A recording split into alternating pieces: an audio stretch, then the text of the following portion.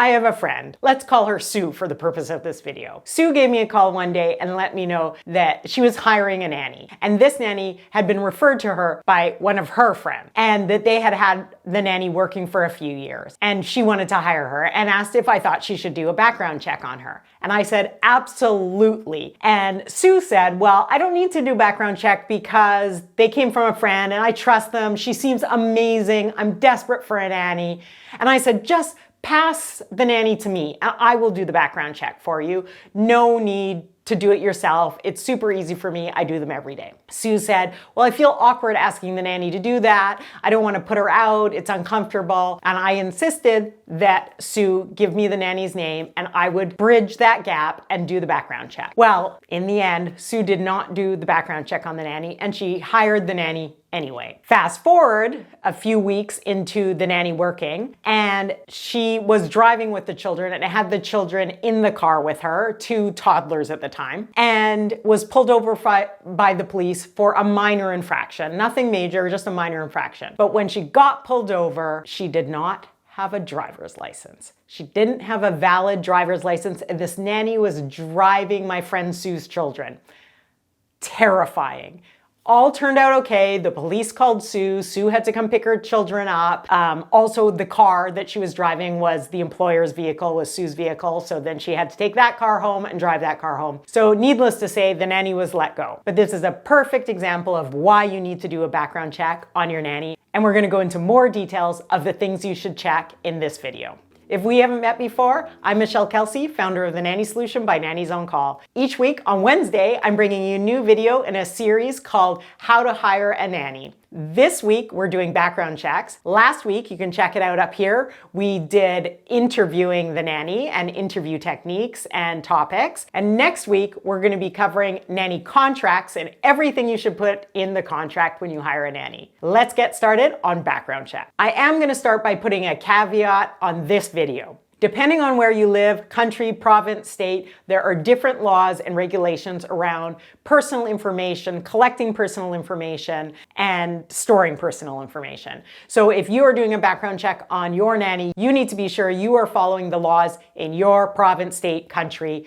I can't possibly go over them all here, so make sure you check into that when we talk about all of these things. Professional nannies expect you to do a background check on them. In fact, some professional nannies, if you didn't do a background check on them, would be concerned about starting to work for you before you had gone through all this step. So don't be worried or concerned like my friend Sue was about doing a background check or asking for this information. Professional nannies are used to it and will have it all ready for you anyway. Number 1, ID verification. Of course, you want to make sure that the person you're hiring is who they say they are. So make sure you get a piece of government ID, whether that's a driver's license, a government ID photo card, a passport, whatever it is, to prove that they are who they say they are. Number 2, checking references. This is a big one. You not only want to ask for past references of where the nanny may have worked in the past, but you want to check that against their resume. So for example, if they have 4 jobs on their resume and the last 2 jobs they don't give you references for, and then they give you the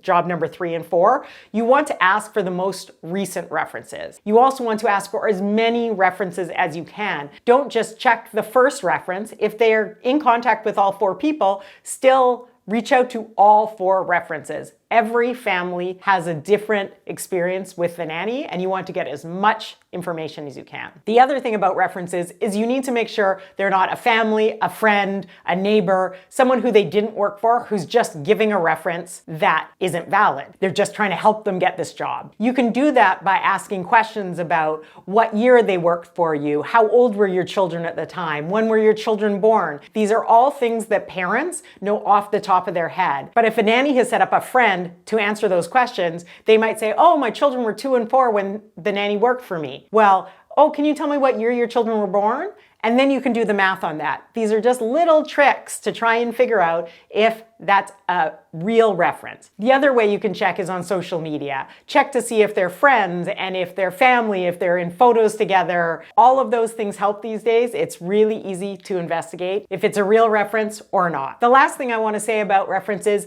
is they do need to be taken with a grain of salt. For example, if a nanny worked for a family for 5 years, and when you call that reference, reference, they give them a bad reference. Why did they put up with the nanny if they were so bad? You need to dig a little bit, because sometimes families are bitter and angry that the nanny left. They will give a bad reference for nothing other than the nanny leaving, giving 2 weeks notice, them being mad. So you really need to take them with a grain of salt, and that's why multiple references are a good idea. Because if they got 5 great references and 1 bad one, maybe it just wasn't a good fit. Maybe the parents aren't being fair and realistic about the reference. Getting lots of references is key. Number 3 is a criminal record check. Some countries have child abuse records or child neglect records. Whatever you can get and you're able to get on the nanny, often, at least in Canada, the nanny's the one who has to apply for that check themselves.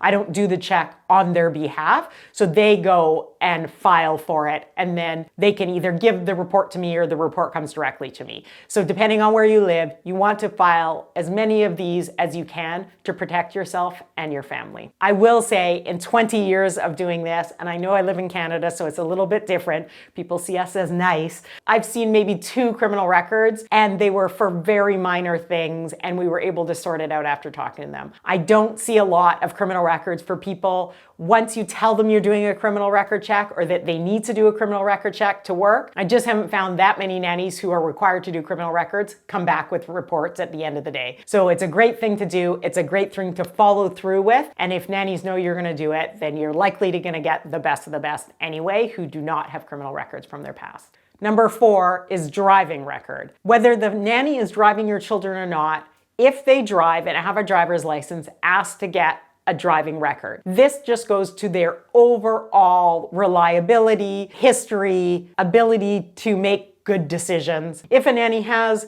1 or 2 speeding tickets over the last 10 years, you'll have to decide for yourself if that's a problem. But what we're really looking for is excessive speeding on a regular basis, regular tickets, or of course a DUI. Those are the things you're looking for and want to look into whether the nanny is driving your child or not. Number 5 would be education verification. If they tell you they have a bachelor's degree from a certain university or a master's degree, you want to verify that, either with a document that they provide you of their graduation, or contacting the school, or going through a registry to find out if they have that education. It's quite easy to do, and it's worth that extra step, especially if you're hiring a nanny to teach your children or be an educator in your home. You want to make sure they have the certification they say they have. And number 6, similar to education, is checking certification. If the nanny says they have their CPR first aid certificate, get a copy of it. If they say they have sleep training or newborn care training, get a copy of it. All of these come with certificates